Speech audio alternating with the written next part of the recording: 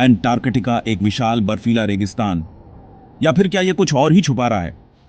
सदियों से यहां छिपे सैन्य अड्डों, प्राचीन सभ्यताओं और यहां तक कि एलियंस के होने की अफवाहें उड़ती रही हैं। लेकिन सवाल यह है, अंटार्कटिका में प्रवेश इतना प्रतिबंधित क्यों है? क्या सरकार हमें किसी गहरे राज से दूर रखना चाहती है?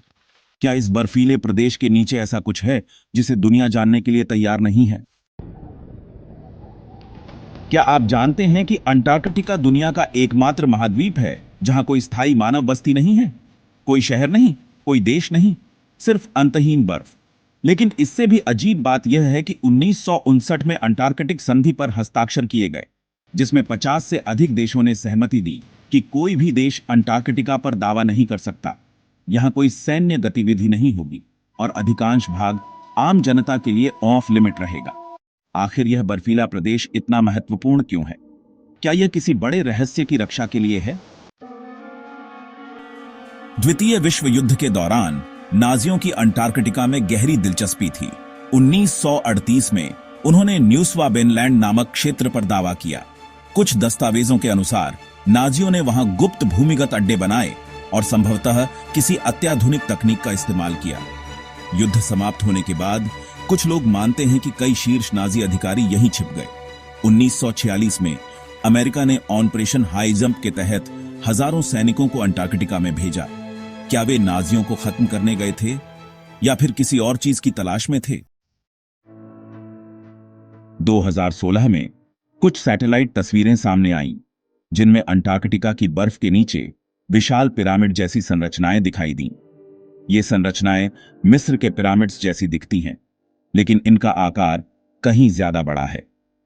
वैज्ञानिक इन्हें प्राकृतिक गठन मानते हैं, लेकिन कुछ शोधकर्ताओं का मानना है कि यह किसी लुप्त हो चुकी सभ्यता के अवशेष हो सकते हैं। अगर यह सच है, तो यह हमारे इतिहास को पूरी तरह बदल सकता है। पिछले कुछ दशकों से वैज्ञानिकों ने अंटार्कटिका के अंदरूनी हिस्सों से अजीब रेडियो संकेत रिकॉर्ड किए हैं। 2018 में शोधकर्ताओं ने ऊर्जा कण, न्यूट्रिनोस पाए, जो अंतरिक्ष से आने के बजाय धरती के अंदर से आ रहे थे।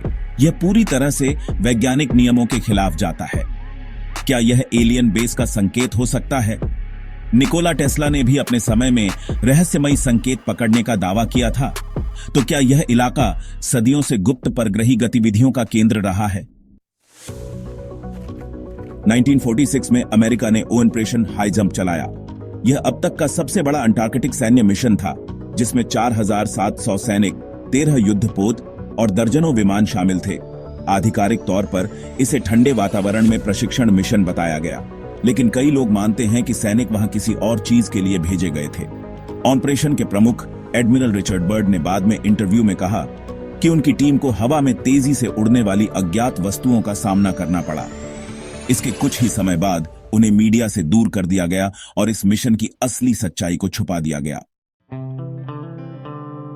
कुछ षड्यंत्रकारी सिद्धांतों का मानना है कि अंटार्कटिका कोई महाद्वीप नहीं, बल्कि हमारी दुनिया के चारों ओर एक विशाल बर्फ की दीवार है। क्या यही वजह है कि वहां आम लोगों का जाना सख्त वर्जित है? क्या अंटार्कटिका का असली उद्देश्य दुनिया की वास्तविक सीमाओं को छुपाना है?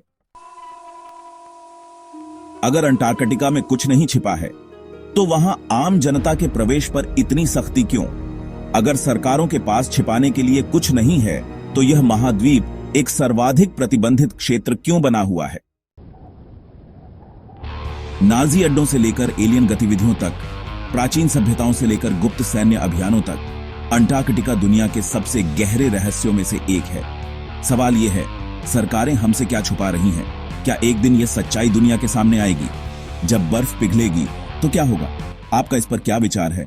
हमें कमेंट में बताइए।